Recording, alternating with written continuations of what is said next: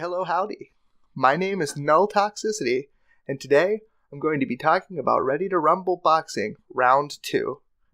I'd like to start by talking about the strengths of a game first, so let me hit you with the best part of this bad boy.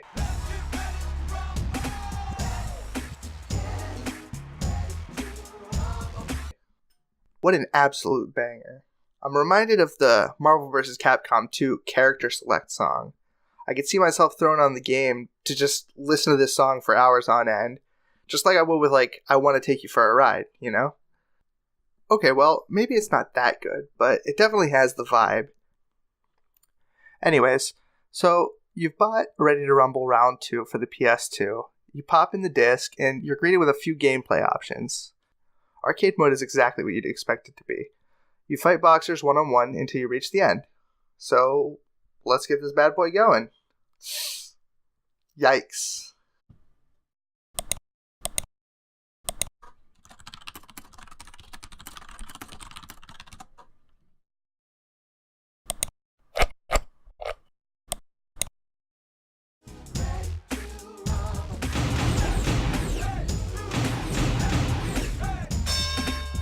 There we go.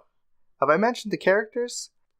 There's a big roster of these boyos, a big roster of absurdly named caricatures, which isn't necessarily a bad thing. Well, sometimes. But more on the characters later. Championship mode is a little bit more involved. You pick from a few characters, and you start out weak, but you'll be given a chance to increase your stats by doing training between matches. You have title matches which grant you notoriety. This is essentially your progress in the championship mode. And finally, there are money matches, which you use to get those fat stacks to buy performance-enhancing drugs. Now, you've got notoriety and money, but those matches only come about once a month each. So what do you do to kill the days in between them? You do the training, baby. Yes, the true meat and potato of this game, training minigames. But we'll talk about those later. For now, let's get on those sticks and talk about controls. So, under the standard rules, you'll start a match. You have 5 rounds and 3 knockdowns. That means you'll either need to knock out your opponent's life bar 3 times to get 3 knockdowns before they're finally actually knocked out, or you need to put more hurt on them than they put on you before those 5 timed rounds are up. I personally tweaked it down to 5 rounds, 1 knockout, just because matches were unbearably long with 3 knockouts, but that was just me personally. You pick your rules in the game. Now, back to the characters for a little bit. You'll pick from a diverse cast of goofy characters. Each character will have their own unique set of 4 attacks. Left punch, left kick, right kick. As well as 2 of their own unique combos. There are 2 buttons for block, low block and high block, and pushing one of the block buttons in conjunction with a directional button on your analog stick, you'll do some sort of dodge in whatever direction you push. You can also push 2 of the attack buttons at the same time to do a lengthy taunt. This, once again, varies by character, but depending on how long you get to taunt, you'll get letters to fill up your rumble meter. This meter works similarly to a super meter in any other fighting game. You can also gain a letter of rumble meter if you land a certain strings of hits, which vary by character. Once your rumble meter fills up and spells out rumble, you can press both of the guard buttons to go into rumble mode. This makes your attacks faster and allows you to use special combo moves.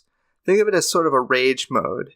You can accumulate more than 1 rumble meter at a time, so if you fill up 2 bars of rumble, you'll be able to use a knockout move, which has a long wind-up time, complete invulnerability, and will knock out your opponent very instantly. Very cool. Now at this point, I may have planted the idea in your head that every character is super unique with their own moves and interactions with the special bar, and I need to dispel that assumption very fast. Every single character in this game plays the same. They each have their high and low moves, and they each have their own set of 2 unique button combos, but they all achieve the same thing. They don't really vary too much from each other besides what hitbox they're putting out. So, how do you decide which characters are the best? How am I going to crush my friends' souls and laugh at them while their avatar collapses to the ground? Well, you pick the characters with the longest arms or the weirdest hurt boxes. There's a stat in the game called Reach in Character Select, which literally denotes how long your boy's arms are. Another thing to note is that certain characters have backdash as part of their dodge set. Now this is fucking primo, especially on characters with big, strong, muscular arms, because it'll shoot your footsie's game to the moon. You can just walk up, backdash, and slam your opponent for the smallest mistakes. No! No! I'm a little busy, Yoder. What is it?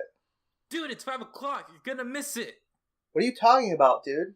The first ever Ready to Rumble Round 2 tournament is coming up. Get on Twitch. Oh, shit. Hold up, guys. I'll be right back. Okay, so coming up is Tabby versus FOMO. Anyone who's unaware of the R2RB2 scene should know that Tabby and FOMO have had a pretty bitter rivalry over these past couple of months. FOMO's had a pretty big glow up since he started competing, and Tabby's managed to take it back after a while and pretty much shut him down completely. So FOMO's taken to counterpicking Tabby, who is a Freedom Brock main. Now he's going to counterpick Jet Iron Chin. This is kind of a controversial pick. Some people like to say that Jet Iron is a like a pretty good character, especially in the right scenario. But yeah, you know, Tabby has gone on record saying that Chin is not a great counterpick to him at all. He has the matchup figured out. It's too linear. We're going to see how it works, though.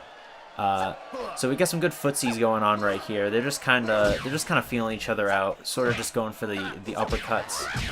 Ooh, that was a good conversion going on right there by FOMO. So as you can see at the bottom, FOMO has more of the Rumble characters than Tabby right now. This could go really well for him, especially he's got him in the corner. Oh my god! So we're getting pretty close to a full Rumble, and this could be disastrous for Tabby, as we all know. Oh shit! Oh, is he gonna do it? He's playing with his food. This is insane.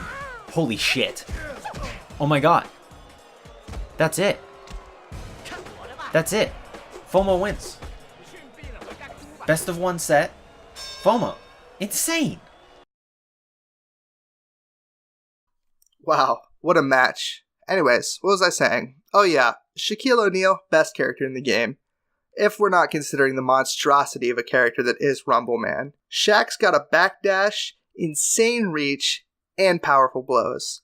I really wanted Hillary Clinton to be the best, for the memes, but after diving into the mechanics, they just pale in comparison to this big, beefy basketball boy. The only reason I'm not considering Rumble Man is that he's very clearly meant to be a giant unfair character that you unlock after jumping through a bunch of hoops. He's massive, has insane reach, and does 1,000,000 damage. You know, the type of character that you and your boys will gentleman's agreement away and ban for fairness' sake. Okay, now, let's say you don't have any friends, which is a sad assumption, but one I must make for posterity's sake. What is a lonely boy with a PS2 in his basement going to do with a game such as this? Well, I'll tell you this. The AI is not fun to play against. It's slow, predictable, and lacks that human element that you get from playing a game like this with the boys. That said, you will get the most fun out of playing championship mode. Why is that? The mini-games, baby.